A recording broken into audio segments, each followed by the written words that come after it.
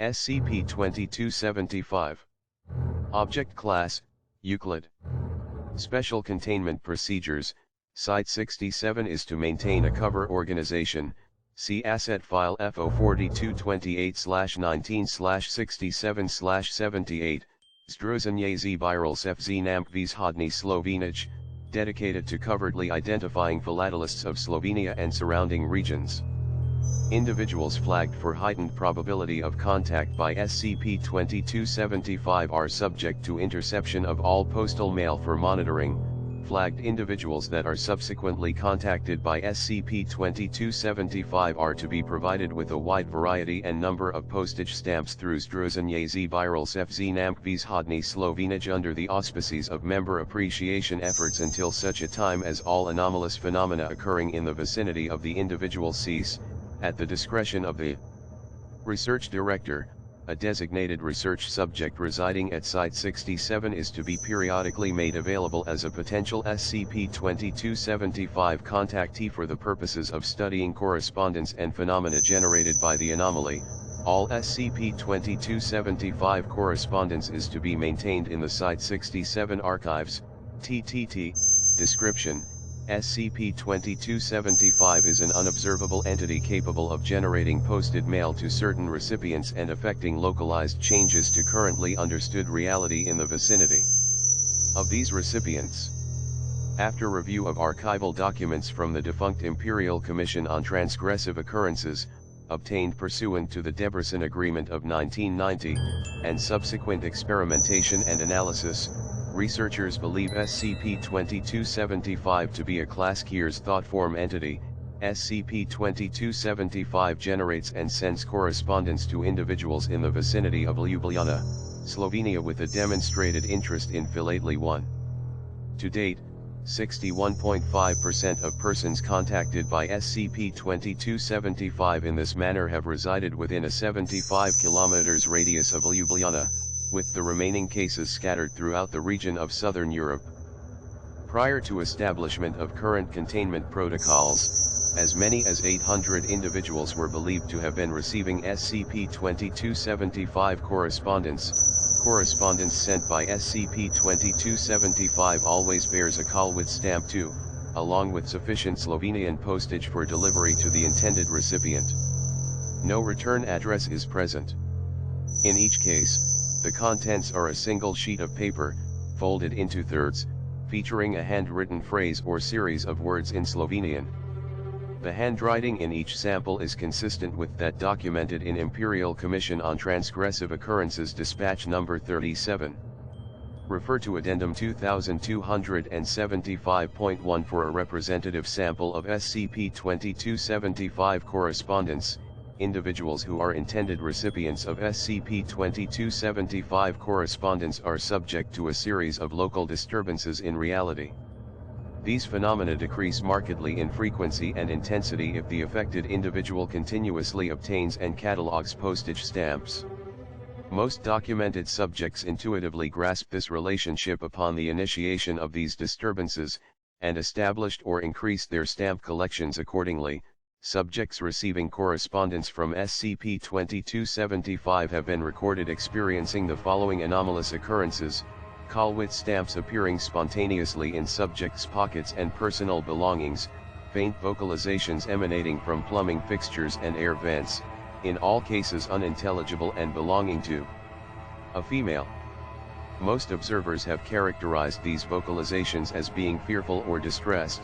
Manifestation of human bones 3 within the residence of the subject, usually in closets and storage spaces, letters addressed to the subject, apparently originating from the Austro-Hungarian Imperial Office of Bookkeeping arriving with no content, existing stamps within the subject's residence spontaneously changing to feature portraits of Lovren Koser for brief periods of time, markings in black ink. Interpret by researchers to be attempts at handwriting, appearing on sheets of blank paper in the vicinity of the subject, spontaneous and brief episodes of ambient conditions in the vicinity of the subject, such as atmospheric temperature, air movement, and sounds, matching those documented in real time at the burial site of Lovren Koser, hundreds of unsolicited post-Slovenij change of address forms, circa 1974, periodically manifesting in the subject's mailbox, Addendum 2275.1. Contents of SCP-2275 correspondence. The following is a partial listing of correspondence recovered from individuals receiving mail from SCP-2275. All correspondence is written in Slovenian. Date: 21 May 1931. Recipient: Transcript of correspondence, KSEM 4. Date: 3 September 1934. Recipient: Transcript of correspondence, unintelligible. Date: 14 July 1948. Recipient: Transcript of correspondence, Zamrzovanie, Gladno 5. Date: 8 February 1952. Recipient: Transcript of correspondence, Ojavoris 6. Date: 22 December 1957. Recipient: Transcript of correspondence, unintelligible. Date: August 7, 1963. Recipient: Transcript of correspondence, Me Ne More Najdi 7. Date: May 13, 1965. Recipient: Transcript of correspondence, Novrazva V Post Nini 8. Date: April 19, 1972. Recipient: Transcript of correspondence, unintelligible. Date: 29 July 1979. Recipient: Transcript of correspondence, Cam Ste Slimoje Lovren 9. Date: January 11, 1983. Recipient: Transcript of correspondence, Nace Delo 10. Date: January 30, 1986. Recipient: Transcript of correspondence, KSEM 11. Date: 19 April 1987. Recipient: Transcript of correspondence, Pomagaj Mi Sestaviti Sebe 12. Date: 11 November 1989.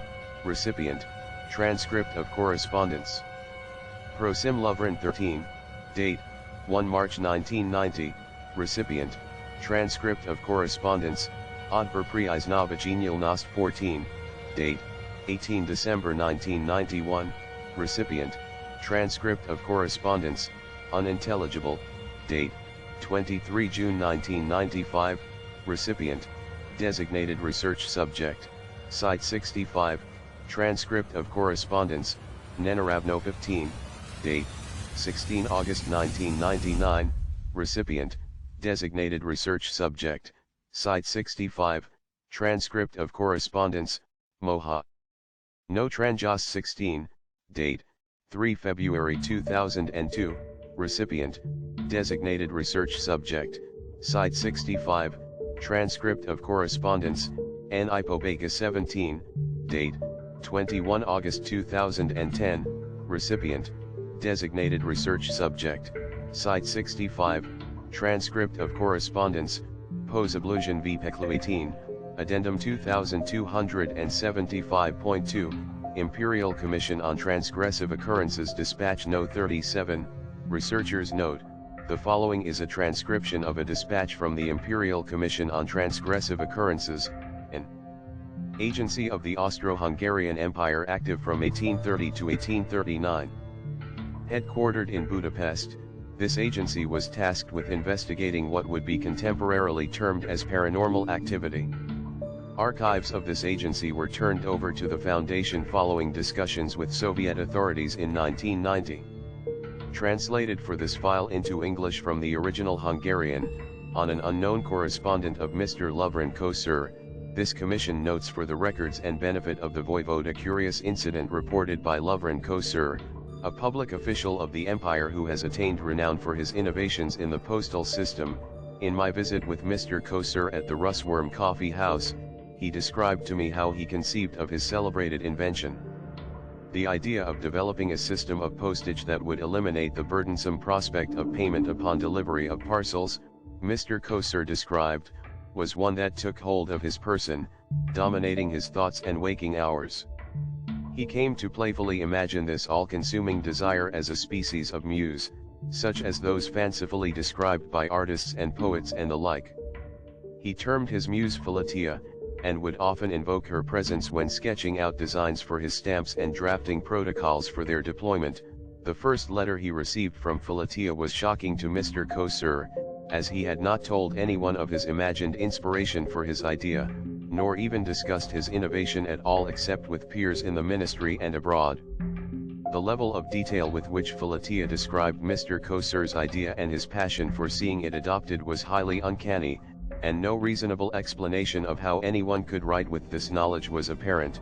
In spite of the somewhat otherworldly nature of this letter, Mr. Kosur was moved by the eloquence and shared ardor for his idea with which Philotea wrote.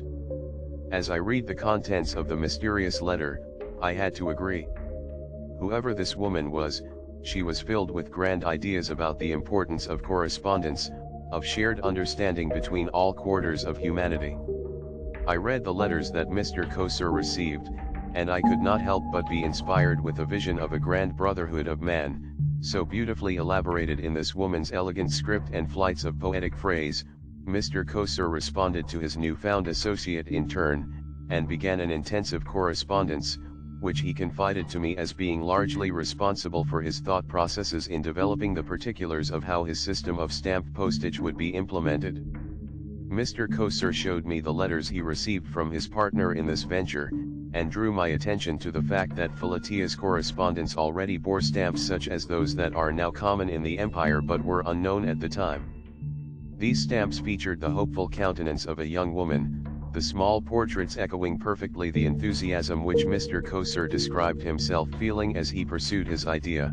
Once Mr. Kosur submitted his plan to his superiors and saw the fruits of his labors realized, he ceased his correspondence, letting several congratulatory letters from Philotea remain unanswered, as he attended to other matters in his life and moved on to new professional pursuits. Eventually, the letters stopped arriving. I am told by Mr. Kosur that he had heard of our commission and our investigatory duties in his work in Vienna, and wished to report this curious event. Mostly, so he said, out of a desire to see if Philotea was indeed a real person, to whom some credit for his successful invention should be given. I do get the distinct impression, however, that Mr. Kosur is somewhat troubled by the mysterious provenance of the letters that he displayed to me.